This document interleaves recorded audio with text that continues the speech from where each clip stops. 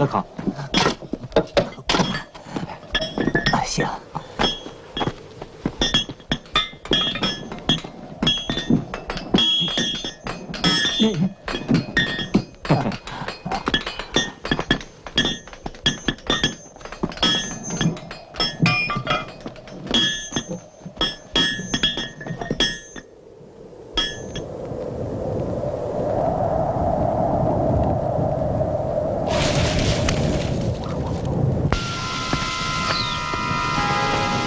好心人，有吃的没有？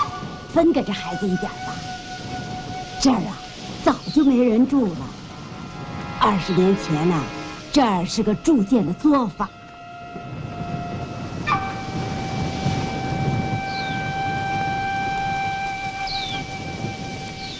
干将这个人，你一定听说过吧？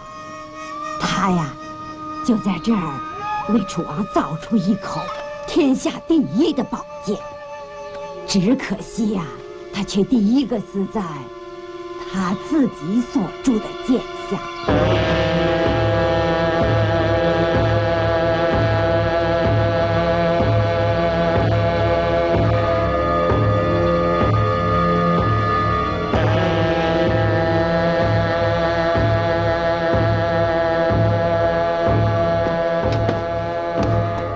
禀大王，臣燕之敖督察干将宝剑，费时3年零11个月，今剑已铸成，请大王查验。哦，拿来。呈上。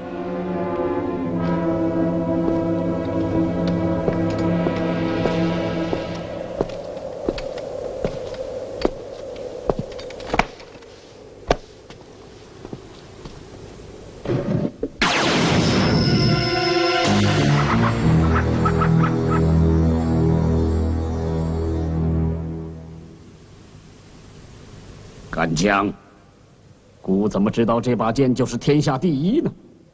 禀大王，大王可以用任何兵器与之比试，如有此剑砍之不断的，臣愿以命谢罪。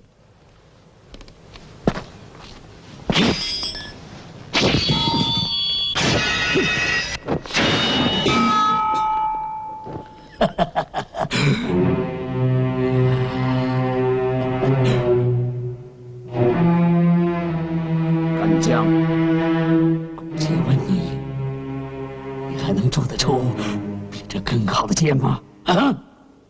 禀大王，此剑是采自武山之铁精，6合之金鹰而铸，如无这些，臣恐难再铸出更好的剑来。倘若有比这更好的铁精，你岂不是又会去造一把比这更好的剑？臣不敢说不能。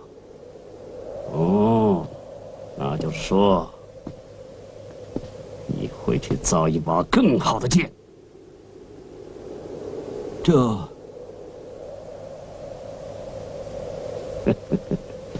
我再问你，这把剑若是砍在人头上，那会怎么样呢？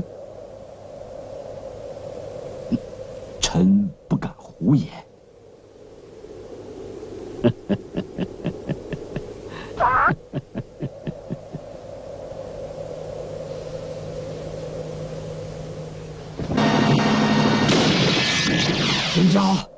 臣在。顾盼，你去把干将铸剑的作坊烧掉，把铸剑师和他的家人统统杀光，一个也不留。臣遵命。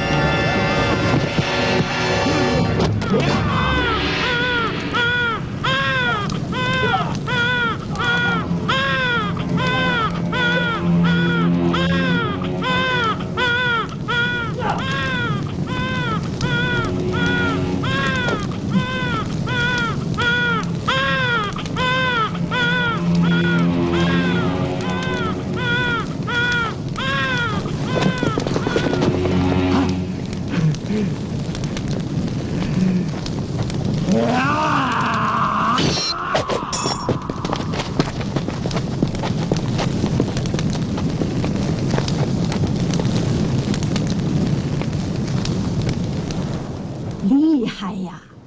那把剑可真神奇，楚王凭着它就灭了10几个国家，谁也战胜不了楚王，没有人能够抵挡那把神剑的威力呀！不过，老身居此2年，无意中摸到一个奇特的青石剑魔，此魔想必是铸造神剑所用的。妙啊，妙啊！那并非是1把剑的剑魔，而是2把剑的剑魔。难道干将莫邪早有先见之明，同时铸了2把神剑？那另一把剑又在哪儿呢？是不是他比楚王一把剑更有神力呢？老身眼下心亮，半夜常感到北山之上有剑气升腾，与王城之内楚王的剑气并立，锐望冲天，势不可挡。真古怪啊，真古怪！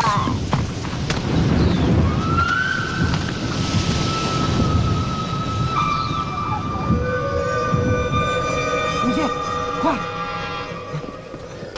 有个猎物掉进陷坑里了。啊！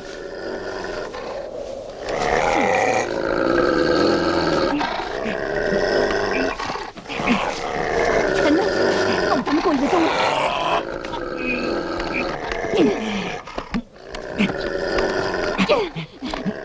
是，别让他跑了，快掐死他！啊！快一点啊！快掐死他！啊！你还愣着干什么？快一点！快，越来越沉了！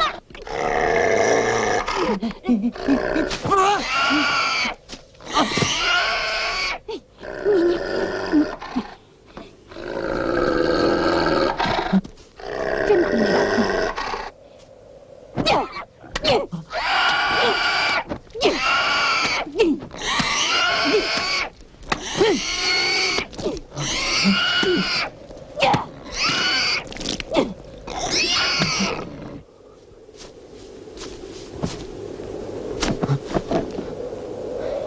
都这么大了，杀野猪也要母亲动手。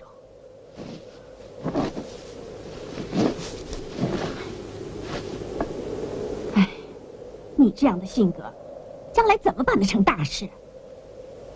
唉。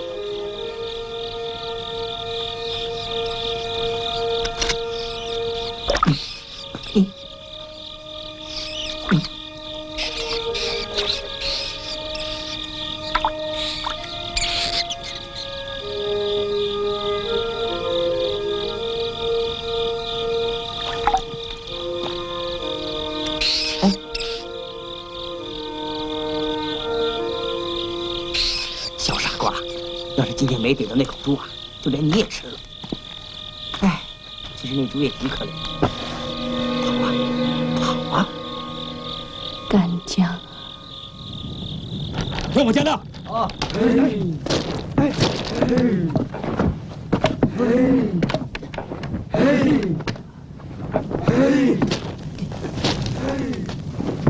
怎么样？铁精仍然不化。哇！第3天，让我瞧瞧。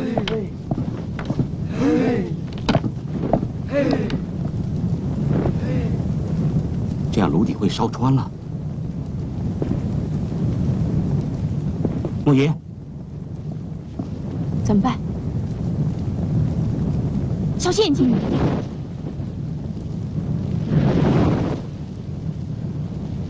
不能停，一停就全没用了。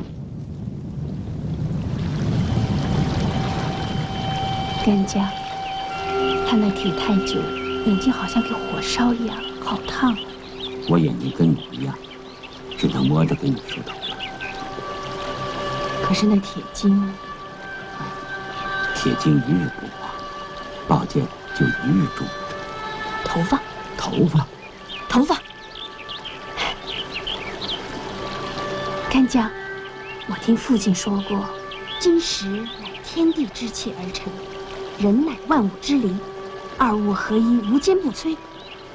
所以古法铸剑也有用头发提炼的，我们不妨试一试。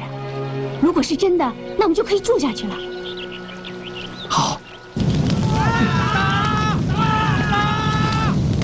什么事？我看到我们的家园被火烧了。是吗？这可是个不好的征兆。我国与蔡国之间征战不休，黎民受苦。我们如果能早日铸成宝剑，献给大王，用此剑护我百姓，为我疆土，结束杀戮，到那个时候，我们的百姓就可以安居乐业了。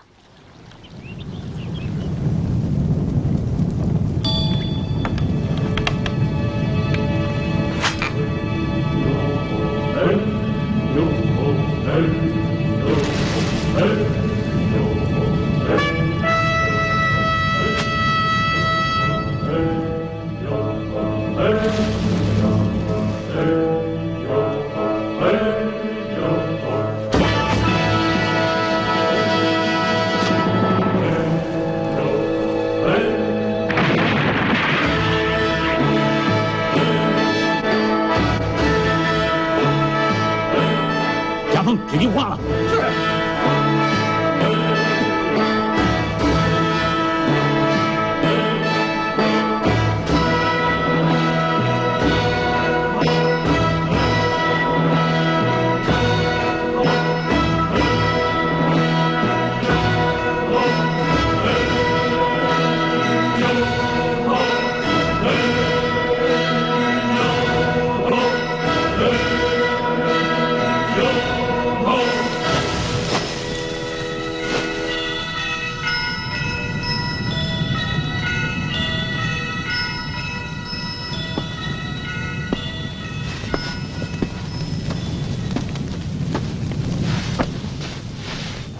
我们日夜铸造，就为打好这口剑。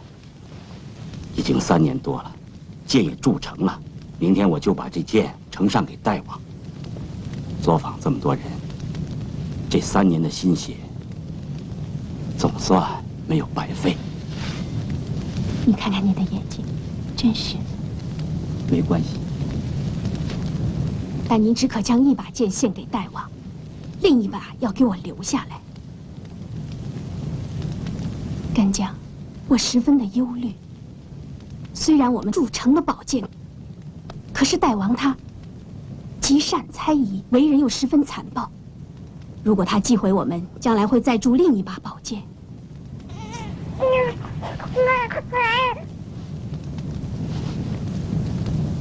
恐怕他得到宝剑之后，会除掉我们。你多虑了。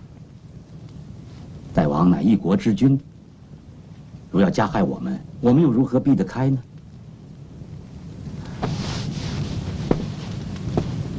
宝剑有2把，一雄一雌。如果我们只把雌剑献上，留下雄剑给小儿，一旦大王要灭他，他也能保护自己啊。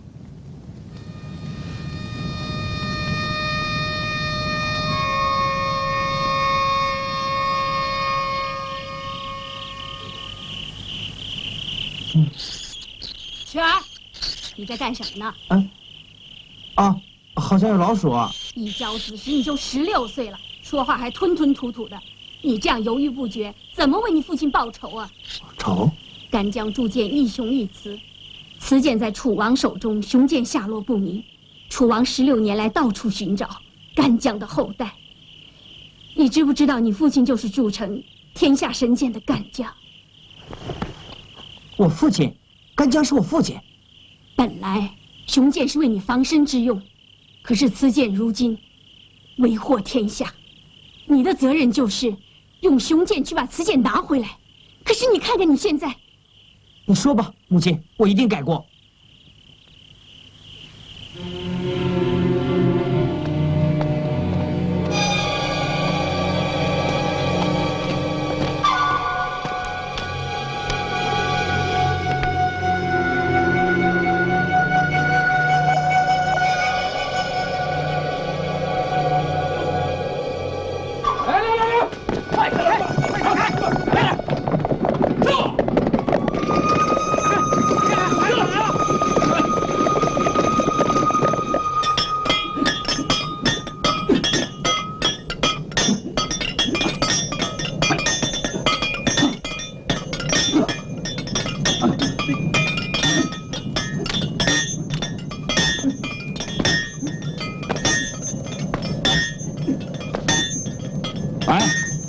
这是什么？拿过来！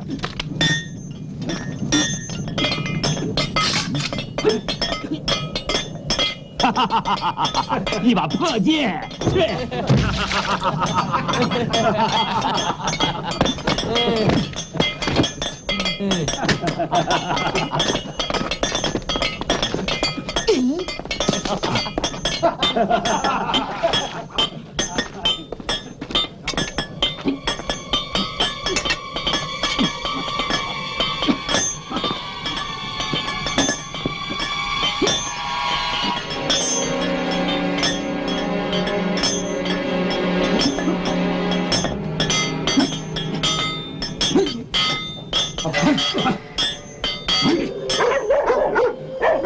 快点，小明，快看，让开，让开，让开！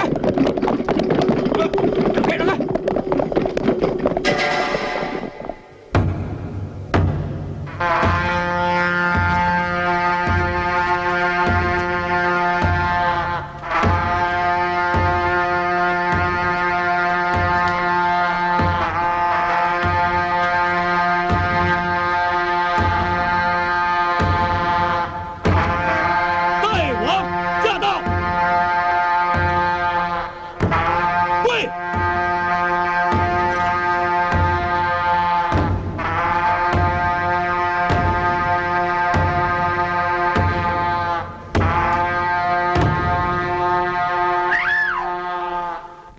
至高无上的神呐，万民之祖先，今日大王率臣民来供奉于你，祈祷于你，保佑我楚国昌盛，保佑大王万寿无疆。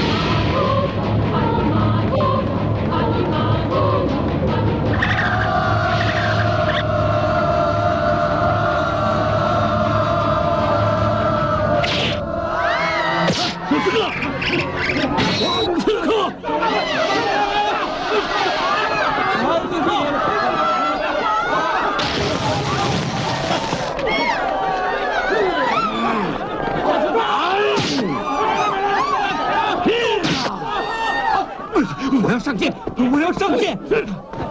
你这个奴隶，连条狗都不如，敢伤我的神鸟！大王，为大王的神鸟，我的骨肉兄弟，回国无事。大王，神鸟受伤，此乃血光之兆，于是不久大乱江陵。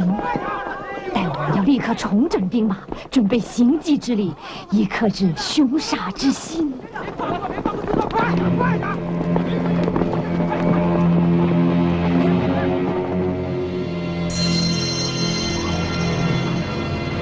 大王，王后多日不见大王，殿外候见。王后，大王与护国巫师有圣职在身，今晚要共观天象，讨论天下大事。大王命王后回宫候命。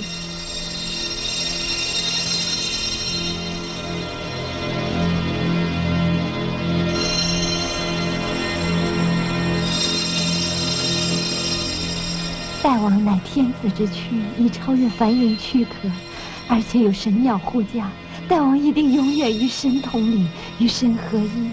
故虽是非凡之身，也要借巫师的灵体与天地结合，这样就可以不孤的元阳，延长孤的元寿。大王。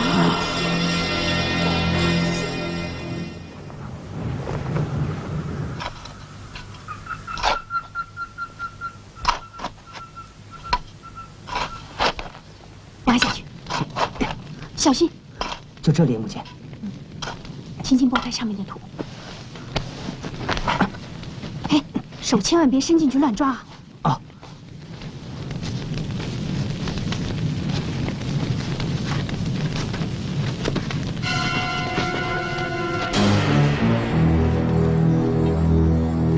本来此剑是你父亲留下来让你保护自己的，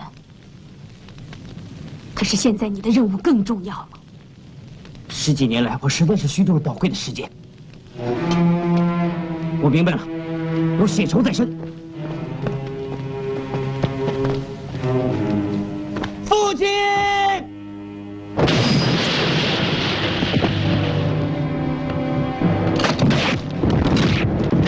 站起来，握紧了剑。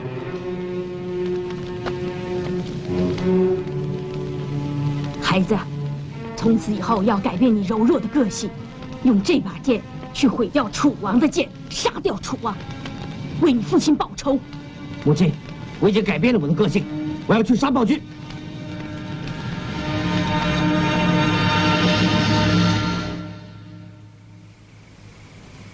这身青衣我替你准备多年，就等你背剑启程，一剑同色，不易察觉。明天的路就在你脚下了。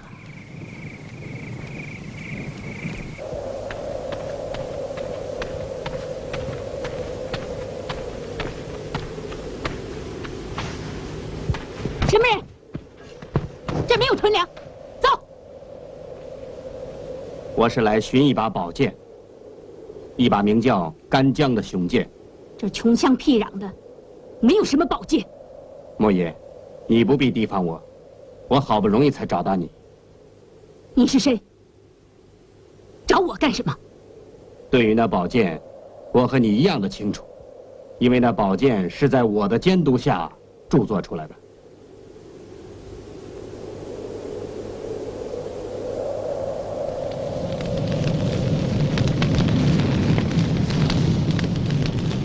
是恩人呐，是你吗？恩人，快不要用这样的称呼来羞辱我！果然是你，你怎么会变成这般模样？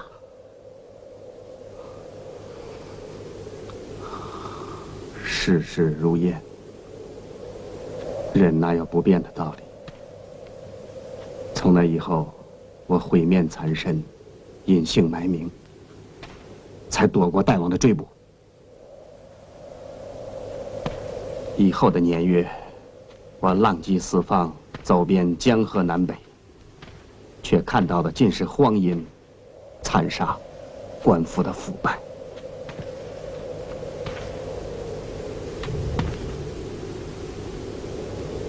正直的人蒙受冤屈，而那些权势们却可以为所欲为。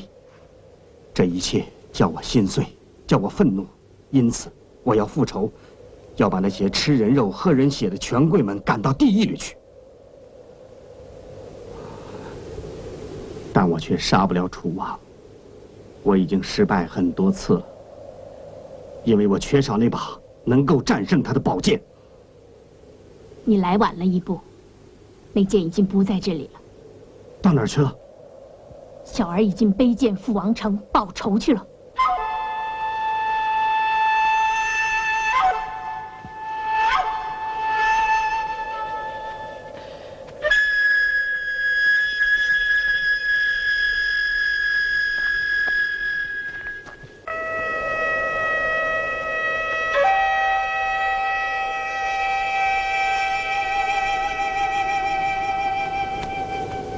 这位大哥，要看相吗？占卜未来，预知吉凶。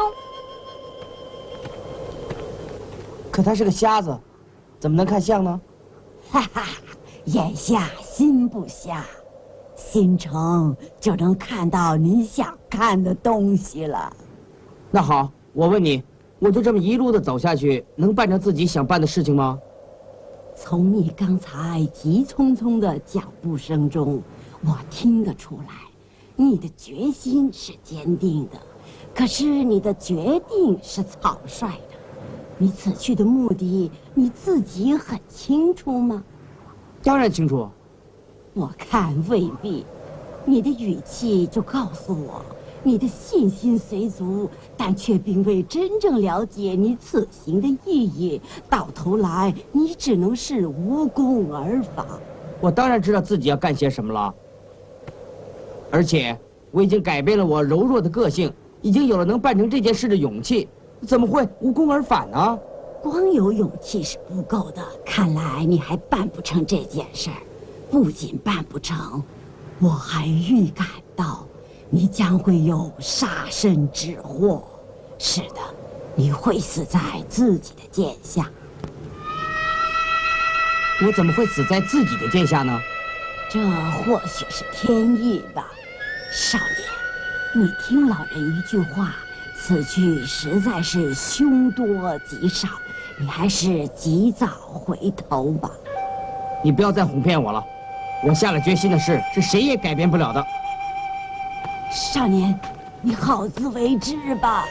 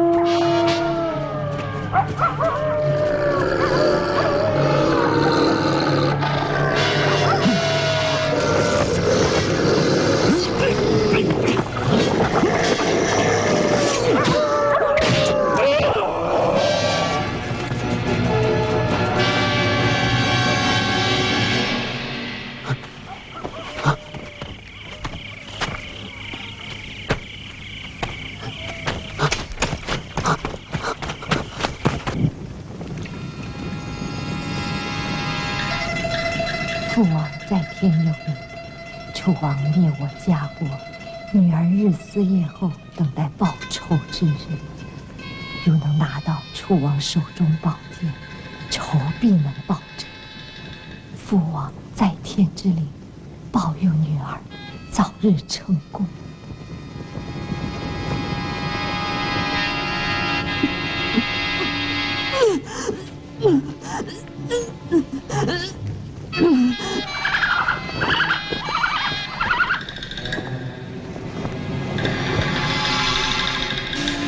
雄鹰展翅，翱翔万里，天比高，与地争首，风云变化，时至不易。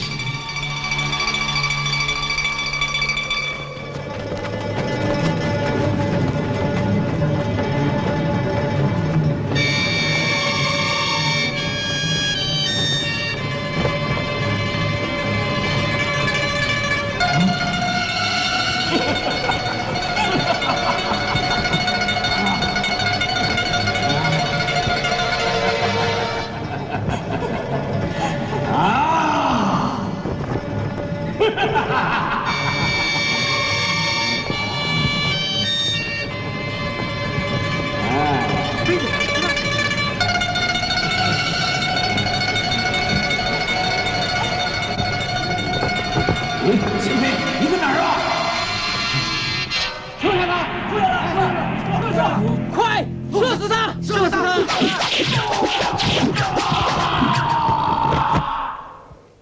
秦飞，你在哪儿？秦飞来救我！秦飞来救我！你醒醒！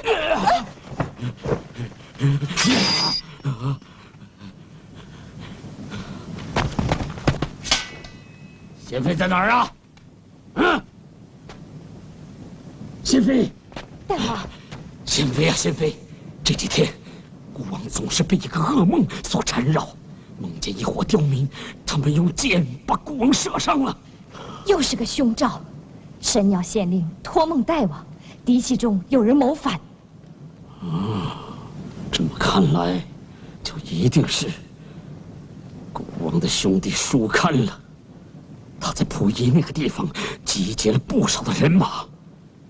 国王早就知道他准备害孤，我真是后悔当初让他跑掉了，这就留下了一个祸根。大王不必多虑，且为大王降一回神旨，让神为大王消灾解难。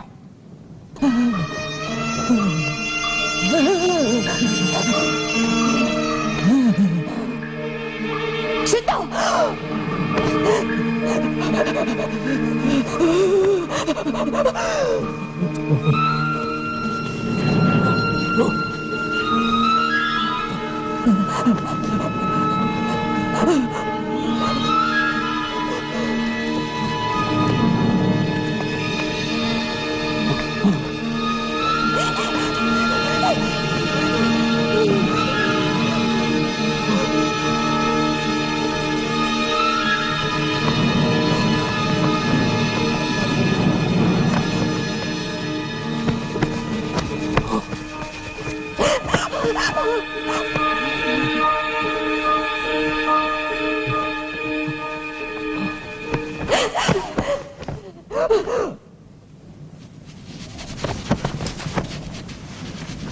大王可以放心了，神告诉大王说，那想造反的舒堪只不过是一只狡猾的妖鹿，现在他就躲在王城以西50里附近的一个山坡上面。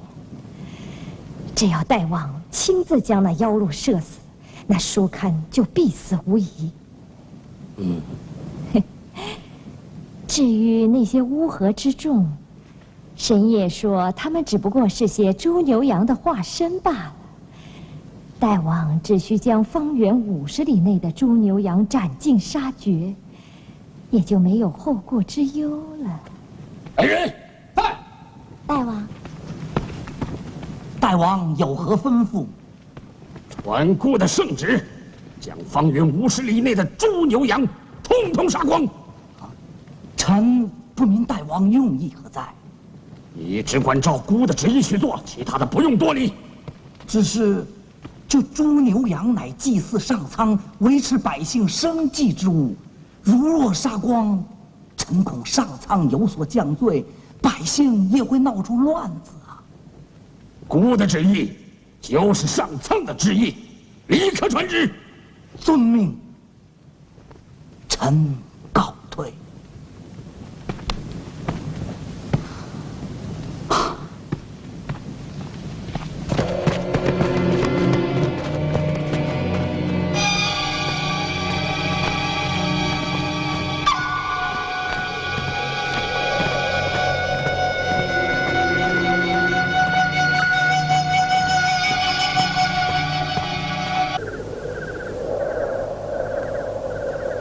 母亲，我改变了，不再柔弱了，我可以报仇了，我可以报仇了。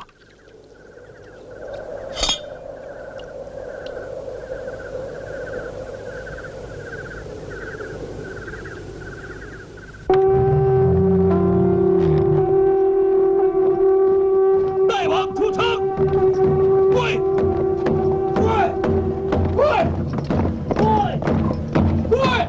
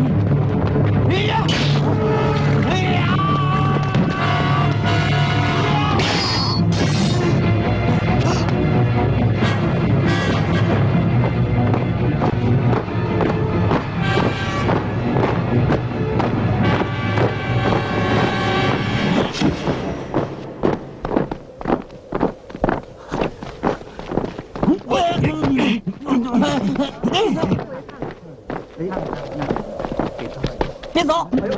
打起来！你这个人太不讲理了，为什么压在我身上？怎么回事？这是？你知不知道啊？你压坏了我宝贵的丹田。这丹田坏了，就要影响全身的气血流通，这气血流通不畅，就要影响人的寿命。倘若我只活到80岁便死，你就得抵命。对，压坏了丹田让他抵命，他怎么不说话呀？是个哑巴呀！哎呀，刚才国王从此经过，你为何不下跪啊？对，为何不跪？说说为何不跪？啊！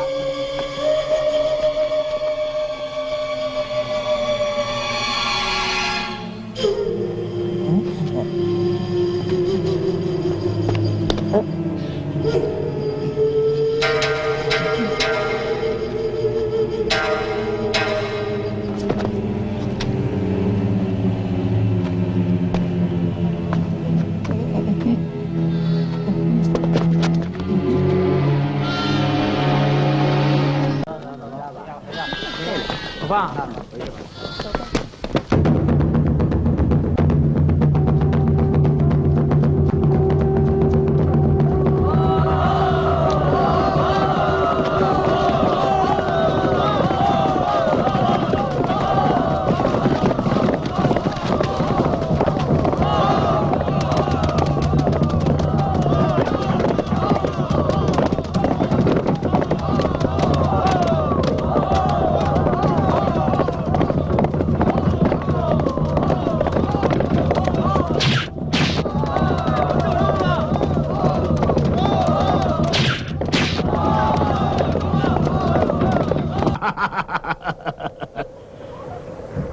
回宫。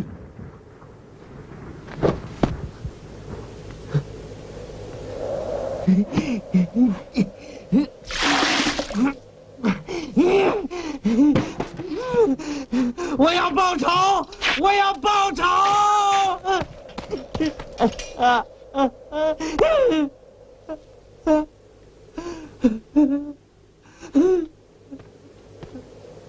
没坚持，你是没坚持。你怎么会认识我？我知道你背着你父亲的雄剑。哎，你太鲁莽了，光有剑是报不了仇的，你还是杀不了楚王。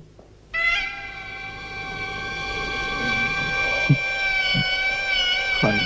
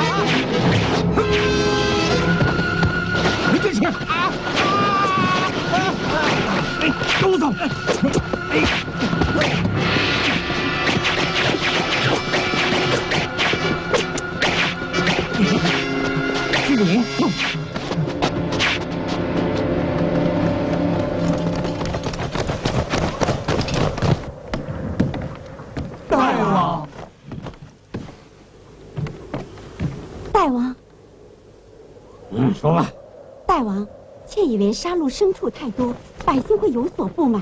而听巫师所言，他不是刚用仙术咒死舒汉及其余党吗？又哪会跑出这个刺客呢？妾身以为巫师妖言惑众，大王万万不可再让这巫师胡言乱语了。大王明鉴。大王不要忘记，那巫师的父亲乃大王亲手所杀。自他入宫之日起，杀父大仇4个字已刻在脸上，所以就用妖术来迷惑大王。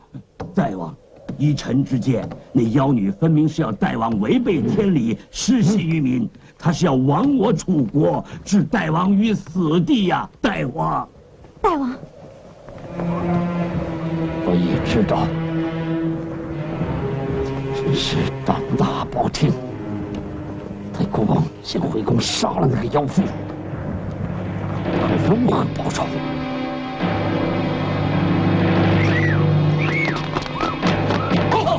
休得无礼！事？大王，大王，大王，大王！雾气罩顶，不宜动怒，惊吓了神鸟会损龙气。大王，请息怒。大王，大王！且慢。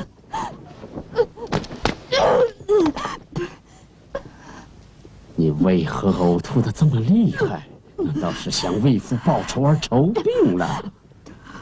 你说那余党已被你用仙术给咒死了，又哪来的刺客呢？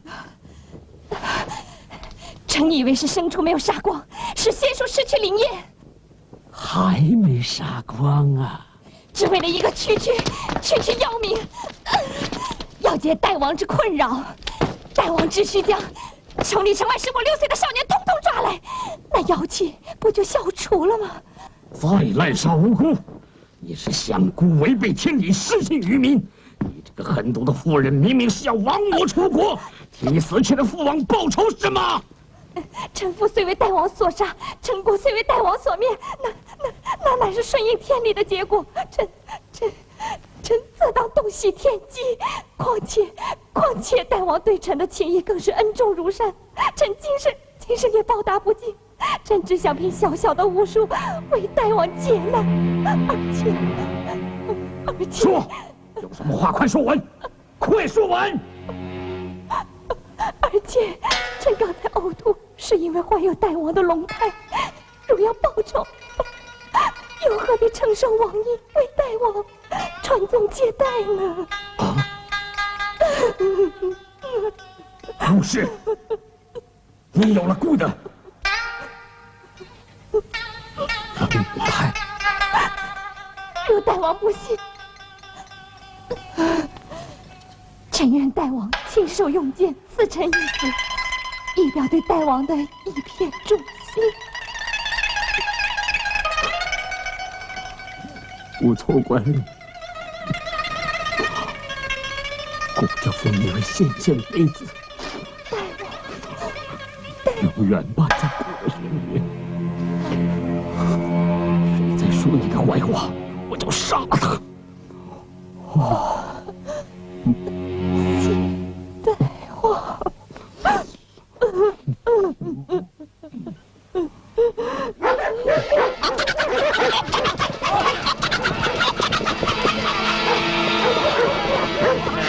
大王。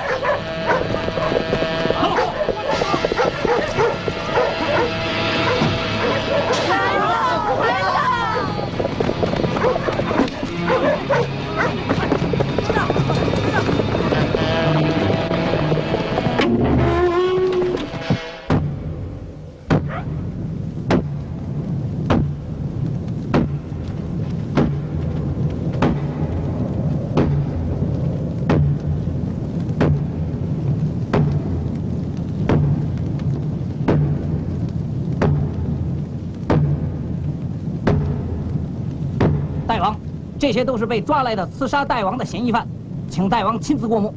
嗯。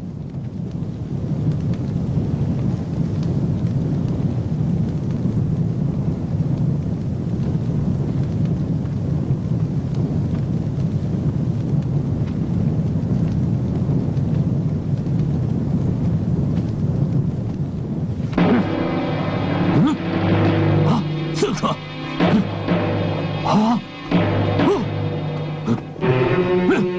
又是你！啊！你有刺客！啊！有刺客！啊！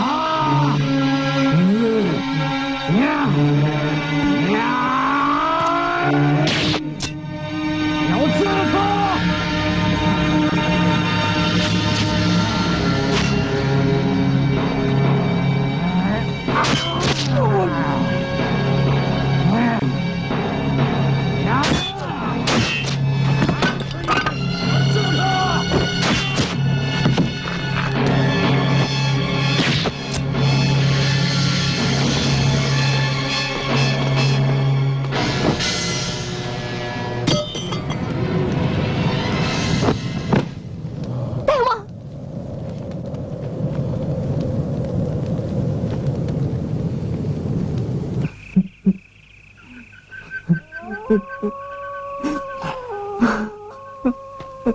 孩子，哭是报不成仇的。现在你的仇人已经发觉你的意图，很快就会悬赏捉拿你。母亲的叹息是有道理的，老妪的忠言是无怪的。但你的母亲，他们只知道一半，他们不知道我要给你们报仇。怎么？你肯给我报仇吗，义士？义士，你不要用这样的称呼来冤枉我。那么，你是同情我们孤儿寡母？唉，孩子，不要提这些受了侮辱的名称。仗义、同情，那些东西，先前曾经干净过，现在却成了放鬼债的资本。我心里全然没有你所谓的那些，我只不过要给你报仇。那好，你怎么为我报仇呢？只要你给我2件东西。哪2件东西？一是你的剑，2是你的头。你不要疑心，我将骗取你的性命和宝贝，这全由你。你信我便去，不信我便往。你为什么要为我报仇呢？你认识我的父亲？是，我一向认识你父亲，也如一向认识你一样。我有了2件东西，才能接近楚王。不过，我要你明白，我要报仇，却并不为此。那是为了什么？聪明的孩子，你的仇就是我的仇，他人的头也是我的头。我的灵魂上有许许多多人加在一起的伤痛，怎么能不去复仇呢？只是我缺少能够战胜敌人的武器，已经失败很多次了。我早已憎恶自己。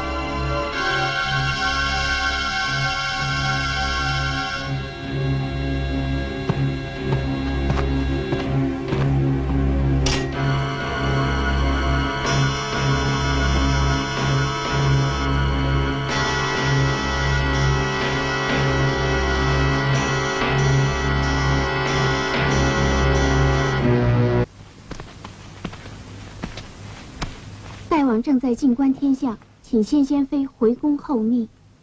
光天化日的，观什么天象？这是楚国新的护国巫师。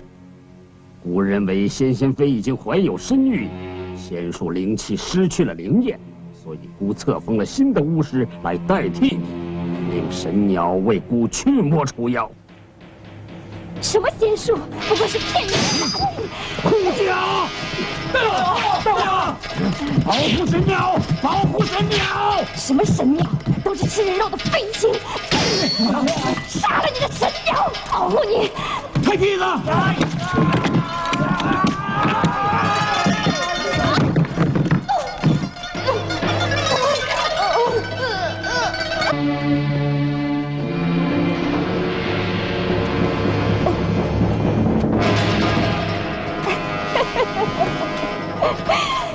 你杀我，我亡灭我国家。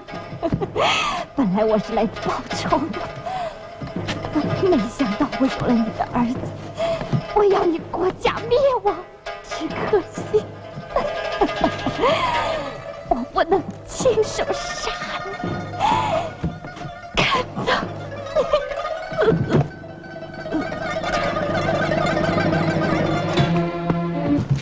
都是妖妃不好，害得你差点受伤。以后姑常护在你的身边，不再让你担惊受怕。臣在想，如果大王不信臣，臣愿大王亲手赐臣一死，以表臣对大王一片忠心。啊！若大王不信，臣愿大王亲手用剑赐臣一死，以表对大王的一片忠心。仙仙妃子，哼！你怎么还在呀？大王，武器照敌，不宜动怒，惊吓了神鸟会损龙气。大王，不要动怒，会损及龙体的。你这个妖女，不要再见到你，阴魂不散！魂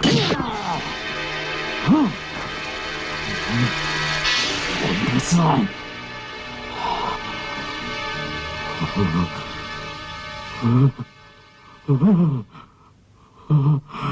爱情间隙，一个仇人的头。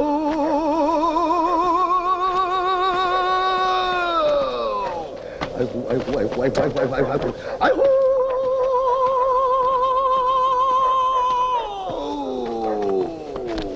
火一连天心，多少？呜呼！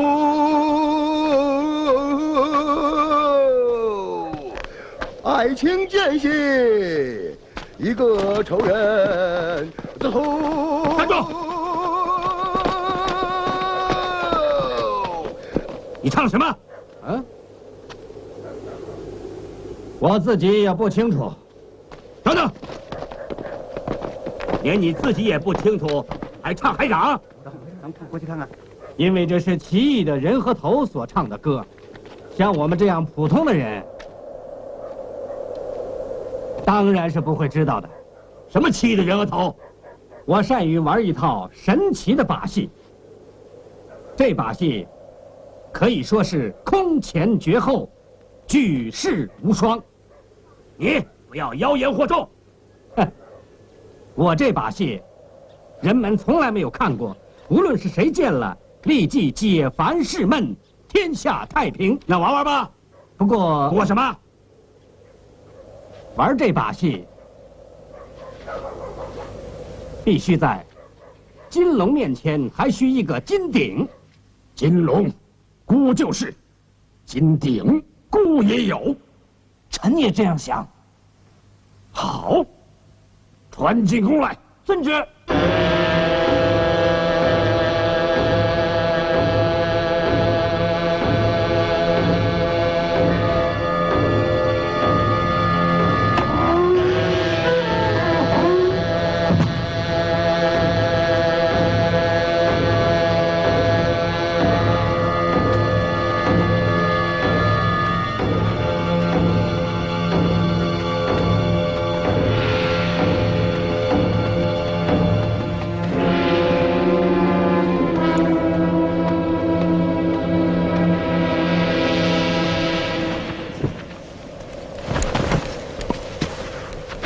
见大王，走来。小人一介贱民，生长问问乡，少无职业，晚育名师。教小人把戏，是玩一个孩子的头。呵呵，如何玩法？哈，待满天星光之时，将孩子的头放入水中，这头便随波上下，跳舞百端，欢喜歌唱。这歌舞为一人所见，便解愁释闷；为万民所见，便天下太平了。好，哈哈哈哈！玩来！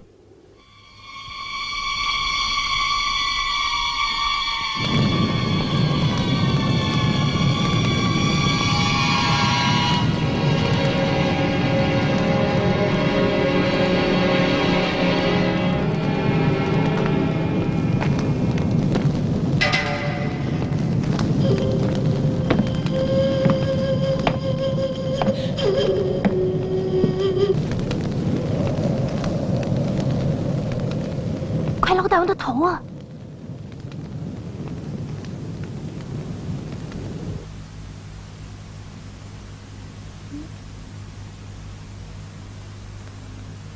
我看，这个是大王的头，因为大王额头上有一个疤，这个头骨上正好有个痕迹。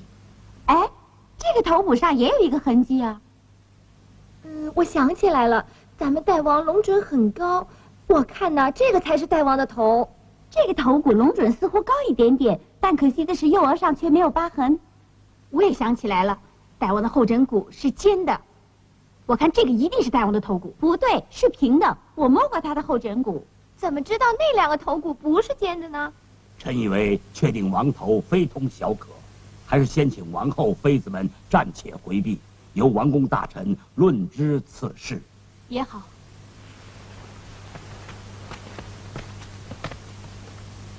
看来王头已无法分辨，还是商议一下代王的丧葬之事吧。既然王头无法分辨，依我看，干脆合葬算了。哎，这合葬不行，那不便宜那2个贼头了。就无法确定王头，那也无法确定哪2个是贼头啊。哎，所以算了算了，不要再议论分辨了，还是合葬为好啊。合葬不行，从3个头在金井里死战的情形看，要埋葬在一个金棺里，说不定3个头骨还要死战。这个见解很有道理，我主张分葬。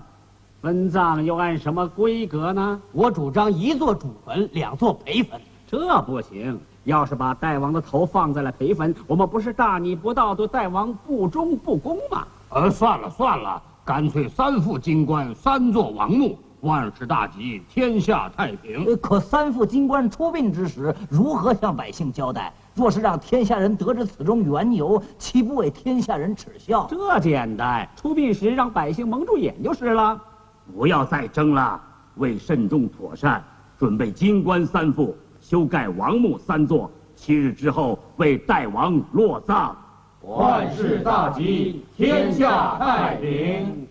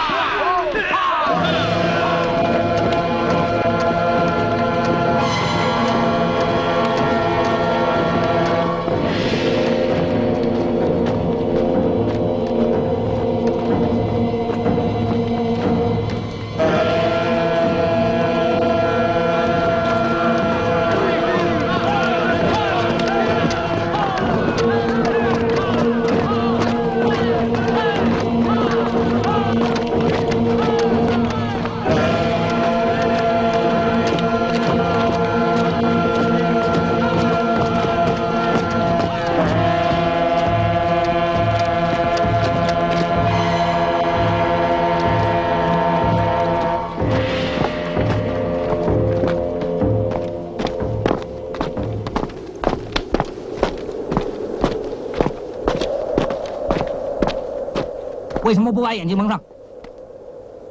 为什么要蒙眼睛？这表示我们不愿意看大王离去。谁不蒙眼，就是对大王不敬不忠。蒙上。他呢？我奶奶是瞎子，什么也看不见。瞎子也得蒙上。对。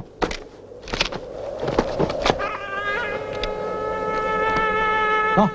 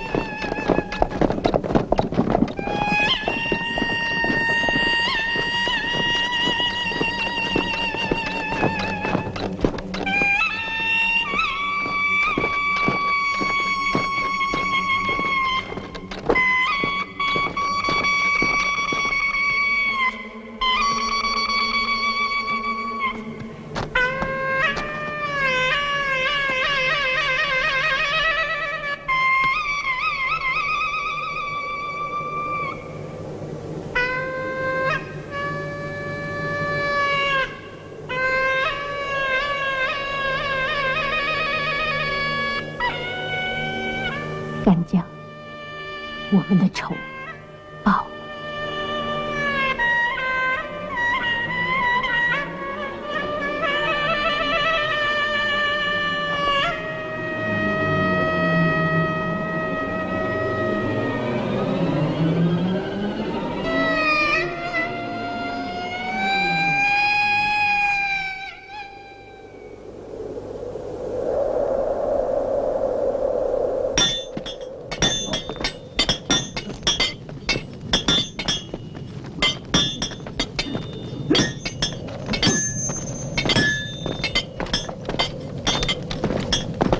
秦王有令，左坊全力用死铁金，助打宝剑，违令者斩。